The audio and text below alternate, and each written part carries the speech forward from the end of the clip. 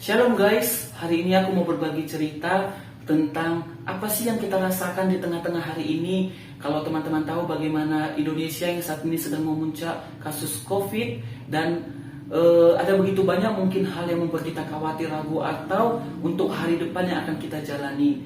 Teman-teman, kita hari ini mau membahas tentang masa depan. Teman-teman perlu tahu bahwa masa depan kita ditentukan atas apa yang kita lakukan hari ini. Nah, teman-teman, kalau kita mau melihat di dalam Yeremia 29 ayat 11, saya percaya pasti ayat ini sudah biasa teman-teman dengar, bahwa ada masa di mana Tuhan menjanjikan kepada setiap kita untuk memiliki masa depan. Nah, teman-teman, di dalam Yeremia 29 ayat 11 ini dikatakan bahwa sebab aku mengetahui rancangan-rancangan apa yang ada padaku mengenai kamu. Demikianlah firman Tuhan, yaitu rancangan damai sejahtera, bukan rancangan kecelakaan, untuk memberikan kepadamu hari depan yang penuh harapan. Teman-teman, sesungguhnya bahwa hidup sebagai orang percaya, Tuhan telah merancangkan atau mendesain hidup kita untuk menjadi atas apa yang akan kita lakukan di hari-hari selanjutnya. Desain Tuhan dalam kehidupan kita tentunya kedamaian, bukan kecelakaan ya teman-teman. Kan Yeremia tadi sudah mengatakan rancangan damai sejahtera, bukan kecelakaan. Nah, Tuhan tidak pernah merancangkan hal yang buruk atau kegagalan dalam hidup kita. Namun mengapa hal itu bisa terjadi teman-teman? Ada yang perlu kita pelajari bahwa mengapa rancangan Tuhan itu tidak terjadi dalam hidup kita. Kalau kita lihat teman-teman di Yeremia 29 ayat 12, firman Tuhan mengatakan, dan apabila kamu berseru dan datang untuk berdoa kepadaku, maka aku akan mendengarkan kamu. Teman-teman tahu nggak? Kita sebagai orang percaya bahwa Yesus itu memiliki rancangan yang baik dalam hidup kita. Tetapi pertanyaannya teman-teman adalah, apakah kita datang kepada Tuhan untuk berdoa, menyampaikan apa yang menjadi kerinduan kita seperti yang dikatakan di ayat tersebut? Kesalahan kita sebagai orang percaya adalah teman-teman, kita tidak berdoa kepada Tuhan.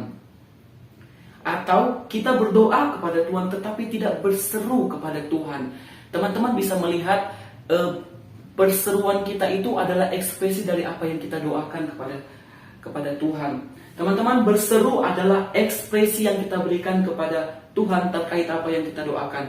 Teman-teman bisa melihat bagaimana anak kecil ketika anak kecil sedang berjalan kepada orang tuanya di pinggir jalan, tiba-tiba dia melihat contohnya es krim atau mainan, anak-anak tersebut pasti Ma, saya pengen itu dong, Pa, saya pengen itu dong. Dan kalau biasanya nih ya, dalam kehidupan anak-anak kecil, kalau tidak dikasih sama orang tuanya pasti merengek atau menangis teman-teman. Ya, mungkin kehidupan kita ya seperti itulah gitu. Menangis itu adalah ekspresi atau hal yang mungkin bisa kita lakukan untuk menyatakan, Tuhan ini loh, aku pengen ini loh gitu teman-teman.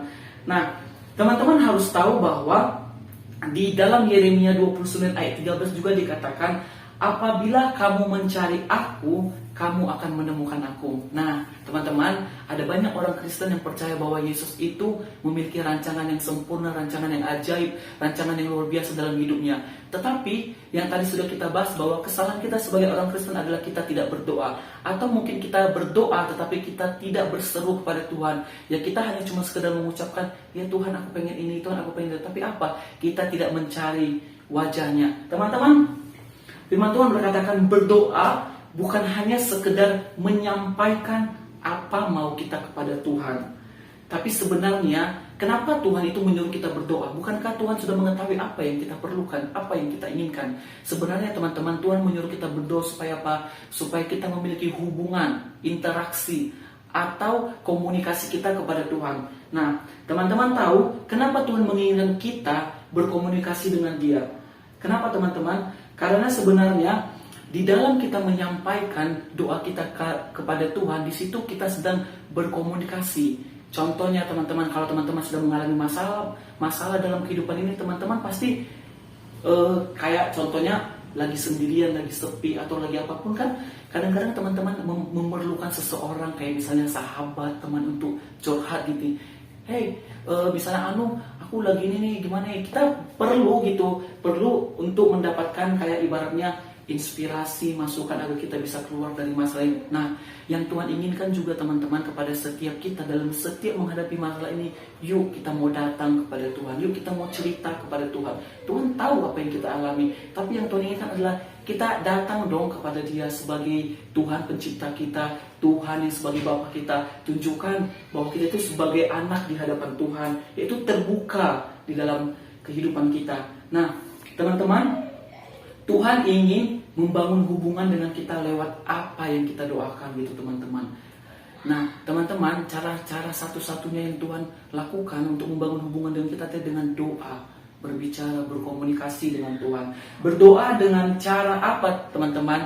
Mendekat, mengenal, dan intim dengan Dia. Lewat apa teman-teman? Memuji, menyembah Tuhan. Lewat apa teman-teman? Lewat firman-Nya, setiap hari membangun komunikasi dengan Tuhan. Melalui firman Tuhan, membaca renungan ayat-ayat. So teman-teman, dimanapun kamu berada dan apapun masalah yang kamu hadapi hari-hari ini, percayalah bahwa ini bukan akhir.